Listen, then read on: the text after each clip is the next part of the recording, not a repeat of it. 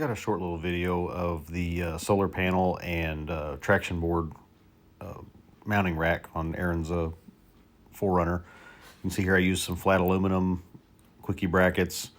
Fits just perfect. You can still open the rear hatch, and left room for the two solar panels. So here's they are all mounted up, and then we get into the solar panel mounts and how they cover about half of the roof rack.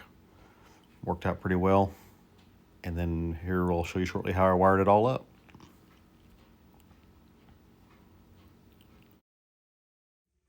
I'm going to do a quick overview of what I got going on here. So we're doing the EcoFlow Delta 2 generator, and we're going to use the EcoFlow alternator charger.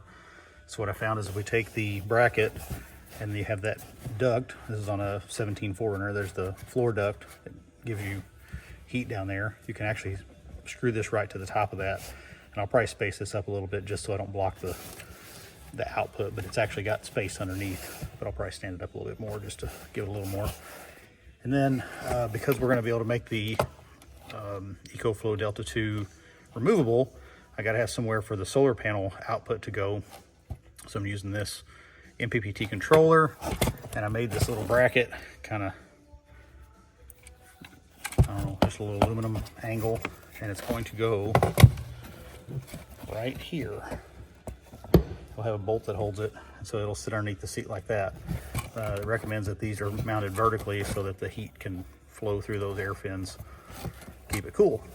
So I may build another bracket on this side, or a foot, so that when it's up here, you know, any weight doesn't just hang off of there, but it's actually pretty sturdy, and this doesn't weigh a whole heck of a lot. So I think it'll be just fine.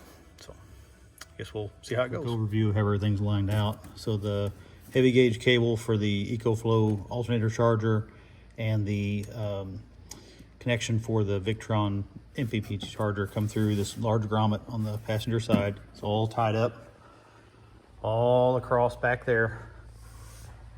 Comes around by the relays for all the lights that I put in, comes back under here by the battery, all the way around, and then ties in up here. Also put in the MPPT charger cable here, so I got a fuse there, and then it's all tied up. And there's two EcoFlow 100-watt solar panels. I wired them in series. They're mounted to the rack solid, so it shouldn't go anywhere there. Wiring comes down. Still got to put the loom on here that holds it up against the windshield. That comes down. Goes down, and then down into the vehicle through that same grommet from where the heavy gauge cables come in. Then, so all that wiring comes through this, down through the channel, tucks in under the seat. Thankfully, the 5th gen 4Runner seat sits miles high off the floor.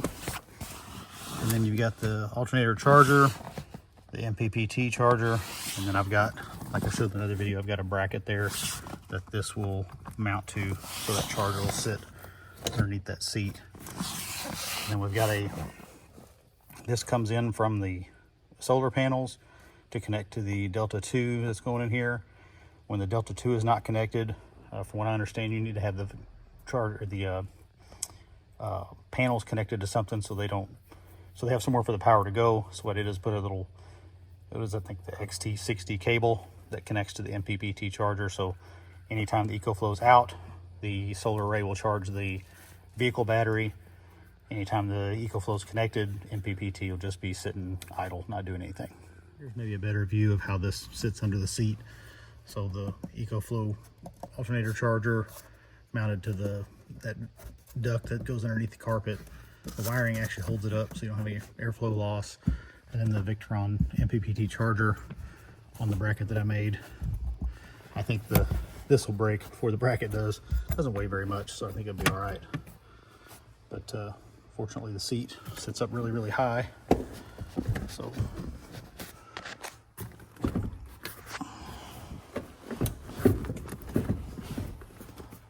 I get the pegs to line up here. There we go. It moves just fine without hitting any of that.